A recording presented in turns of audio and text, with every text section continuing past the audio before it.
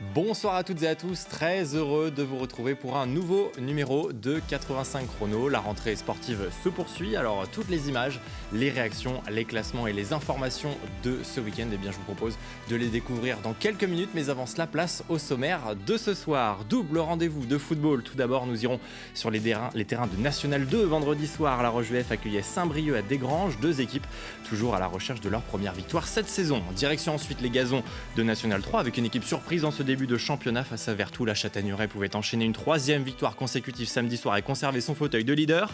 En handball, place à la reprise pour les filles du RVHB. La Roche-Vendée Handball retrouvait la salle Omnisport et la Nationale 1 féminine. Et comme l'an passé pour la première journée, c'est Côte Basque qui attendait les Lyonnaises.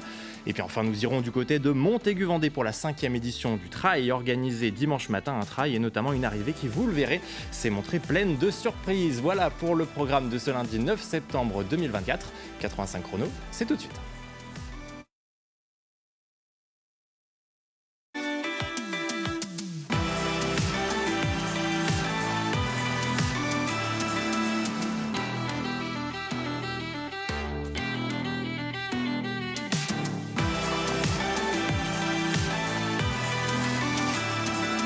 Et après de peu la montée la saison passée, la Roche-VF n'imaginait pas un tel début de saison en National 2 sans victoire. Après 3 journées, les Lyonnais accueillaient Saint-Brieuc vendredi soir au stade Henri Desgranges, lancer sa saison comme objectif avec là aussi l'idée d'aller chercher un premier succès et d'entrer. Les intentions sont là pour les Vendéens qui ne tardent pas à se mettre en action. Alexia Rojo-Serviette qui se décale sur son pied droit pour enrouler, mais le portier s'interpose. Vrignon ne peut rabattre le deuxième ballon. 8e minute, les Briochins jouent sur la gauche. Jeannot trouve parfaitement Gomis-Maillard. 1-0 pour les visiteurs qui inscrivent ici leur premier but dans le jeu de la saison. Saint-Brieuc reste menaçant côté gauche, comme ici avec cette tentative de ciseaux signée Conan, sans danger pour Hamada. Les hommes en rouge peinent à contenir les latéraux adverses. Le danger vient cette fois de la droite, c'est capté facilement par le gardien lyonnais. 36e minute, ballon perdu, puis récupéré aux 35 mètres par Mathieu Villette. L'attaquant arrivé cet été déclenche de loin et trompe Franck Lostis, bien trop avancé devant sa ligne. La Roche égalise un partout. Les Bretons vont allumer la dernière mèche de cette première mi-temps juste avant la pause. Combinaison en triangle à l'entrée de la surface avec cette lourde frappe de Yobé qui vient frôler la barre d'Hamada sans conséquence. Toujours un partout après les 45 premières minutes.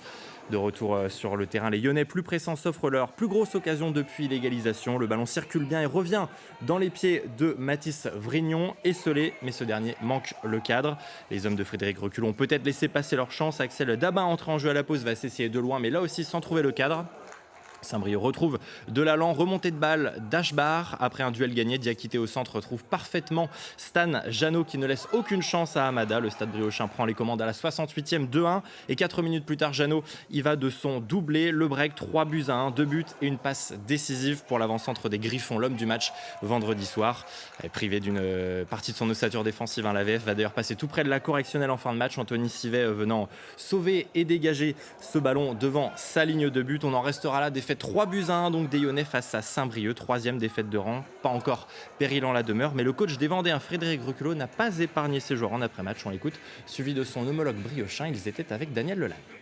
Ce soir, il y avait deux équipes qui se valaient, je pense, et que le talent de chez eux a fait la différence face au nôtre, parce que sinon, sur la valeur globale des deux équipes, je pense que c'est deux équipes qui se valent dans l'ensemble, mais ils ont su nous faire mal par leurs attaques, et nous, on n'a pas su être solides, et puis justement, leur faire mal, nous, sur nos attaques, donc l'arrivée, ça fait la différence. Quand on voit le match, je pense que malgré tout, comme ça, à chaud, on avait la main mise sur le match, et qu'ils sont venus, les rares fois qu'ils sont venus, mais à chaque fois, on était en danger, et ils ont su nous mettre à mal alors qu'il pouvait ne pas se passer grand-chose si on avait été un peu plus efficace dans cette surface de réparation, moins dans la nôtre. Donc voilà, c'est vrai que ce match il tourne en leur faveur. Moi, même on a la grosse occasion de Mathis qui peut faire qu'on peut scorer puis mieux au score, ce qui n'est pas le cas. Donc actuellement, c'est un petit peu l'histoire de ce début de saison. Ça ne veut pas sourire, ça fait pas tout ce qu'il faut non plus, mais c'est vrai que pour l'instant, ça tourne pas trop en notre faveur. C'est pas le jeu qui me fait peur, c'est le niveau de mes joueurs actuellement.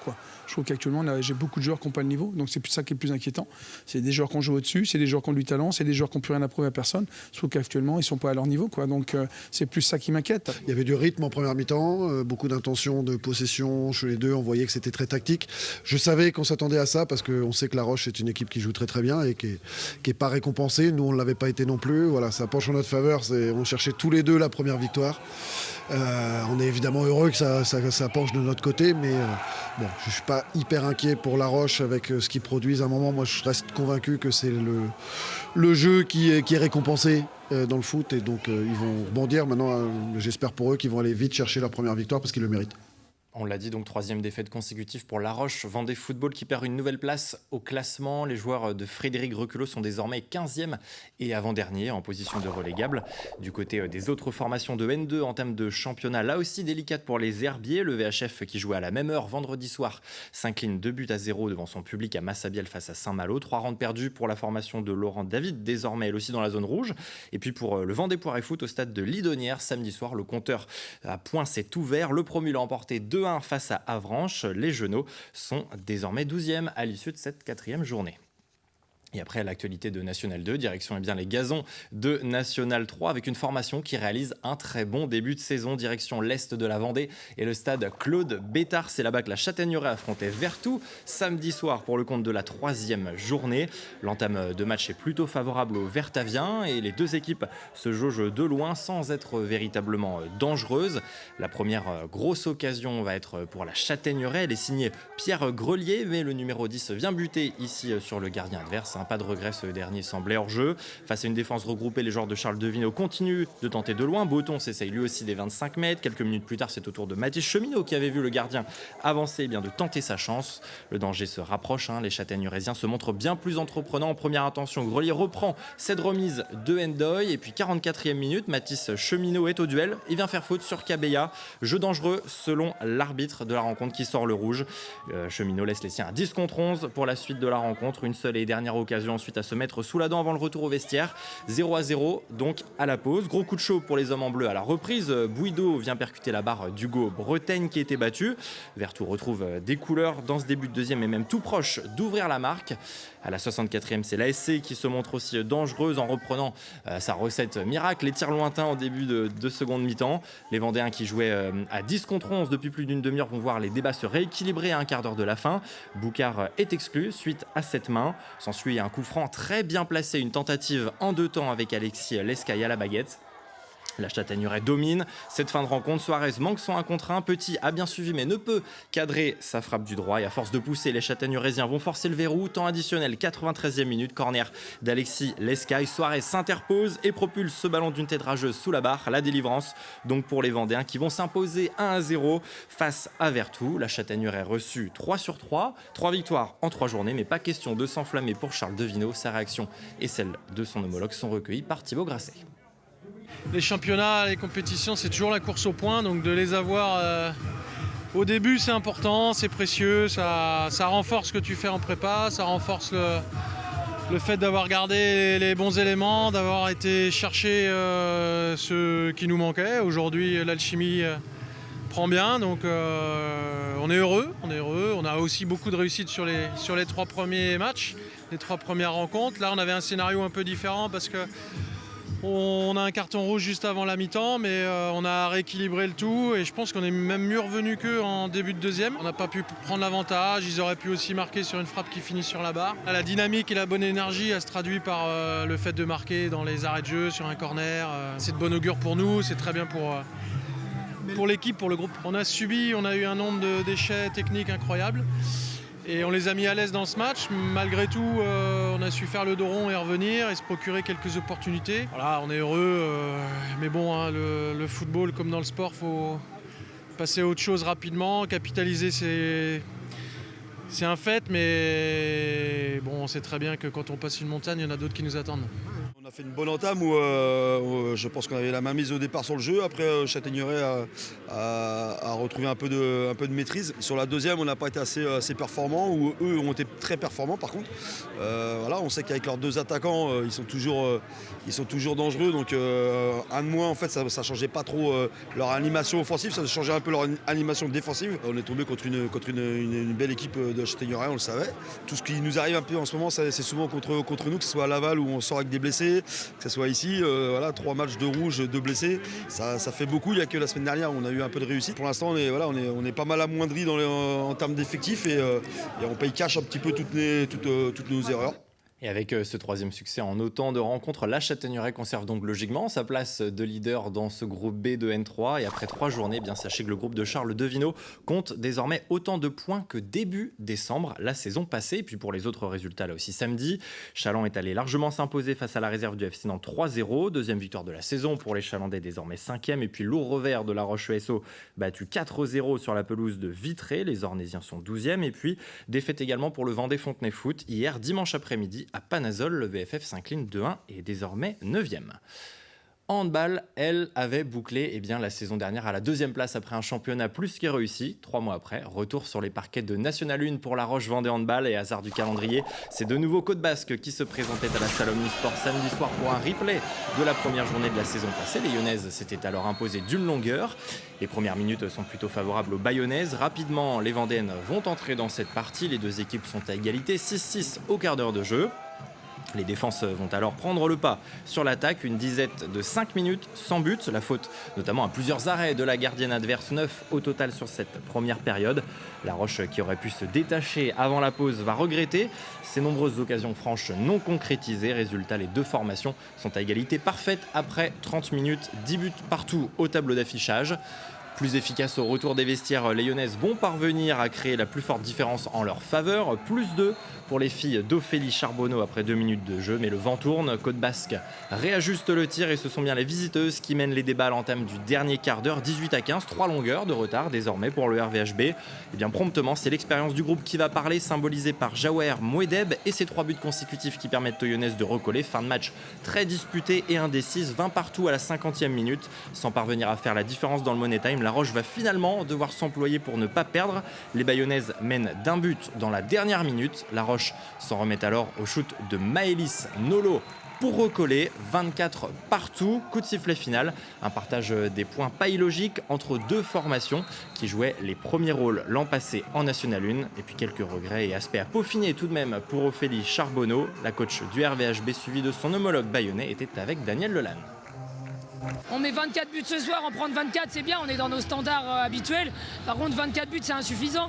Sur le jeu sur grand espace, on a enflammé 2-3 fois le match, on met +2, on a la balle de +3, pardon, qu'on concrétise pas derrière sur la contre-attaque. Mais en termes de volume, c'est insuffisant. Donc je dirais pas que c'est un gros match, je dirais que c'est un gros match dans la tête parce qu'il y a de la tension, ça je suis d'accord. Par contre, sur l'intensité et dans le volume de jeu qu'on veut mettre en place, c'est encore très très loin. Après, on le savait, hein, on a eu pas mal de pépins physiques sur les 15 derniers jours. Donc on a un peu bricolé quand même, les filles manquent de rythme de match, pas de rythme de course, elles sont prêtes physiquement, mais on sent qu'on a besoin de travailler en attaque, on a besoin aussi de travailler sur le grand espace, parce que c'est ce qu'on va vouloir mener cette année. La défense, on n'a pas de doute là-dessus, on est capable de s'adapter quoi qu'il arrive. Mais aujourd'hui, c'est insuffisant sur le volume qu'on veut mettre en place, et mettre 24 buts contre Côte Basque qui venait ici avec la boule au ventre, c'est 2 points de prix, mais c'est 1 point qui manque. Super match. Les filles, ça a été très compliqué aujourd'hui, mais comment ne pas être fier de ce qu'elles ont proposé? Franchement, ça a été très très compliqué avec toutes ces filles qui ont pour la plupart quasiment moins de 20-21 ans. Très très fier du groupe aujourd'hui parce que ça a été compliqué face à une équipe qui est bien plus expérimentée que nous. On a fait ce qu'on sait faire, on n'est pas sorti du plan de jeu qu'on s'était donné. Même quand on est passé derrière au score, on ne s'est pas affolé malgré l'âge très jeune des filles, on ne s'est pas affolé. Et franchement, aujourd'hui, que ça soit Mika ou moi, on peut être que très content, même si, vu la physionomie du match, on peut être un peu plus gourmand parce qu'on a peut-être l'occasion de l'emporter, mais ça aurait été très très difficile de perdre aujourd'hui vu la prestation des filles.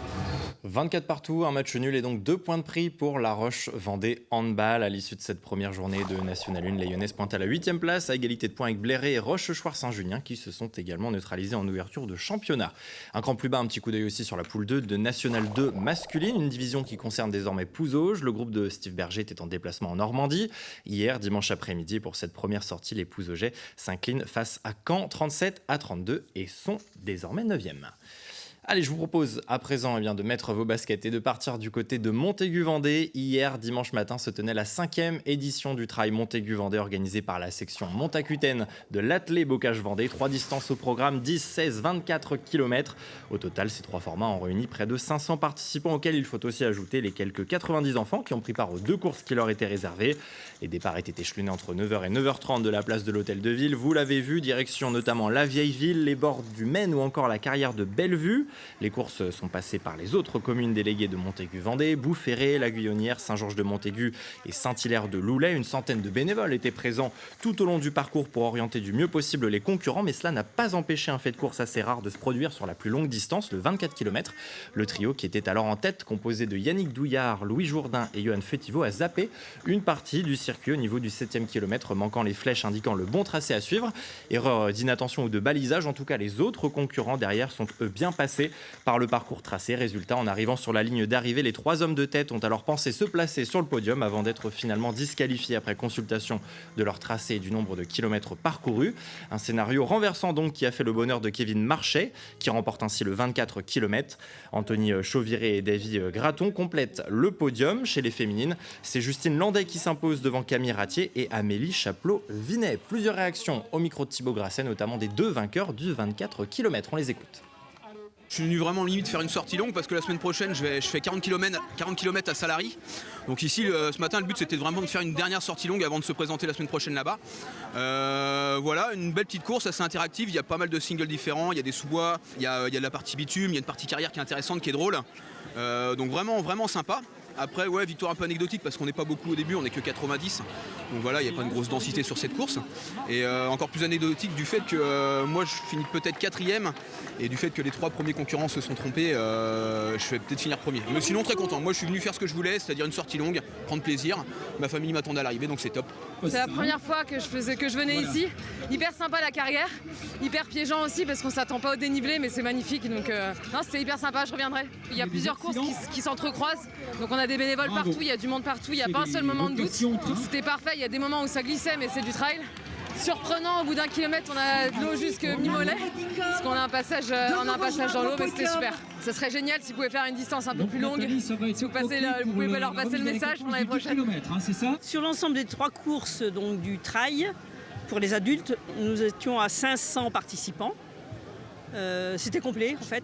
Et ensuite on avait environ 90 enfants sur les courses enfants. Quand on voyait les météos toute la semaine qui nous annonçaient que de l'eau, effectivement on était un peu pessimiste. Mais bon, malgré tout ça se passe quand même s'il pleut. Mais on est super content du temps qu'il y a eu toute la matinée là. Parce que après les conditions dans la carrière étaient un peu difficiles parce que c'était plus gras évidemment avec l'eau qui est tombée hier et dans la semaine. Mais bon, les coureurs ont l'air contents quand même de leur parcours.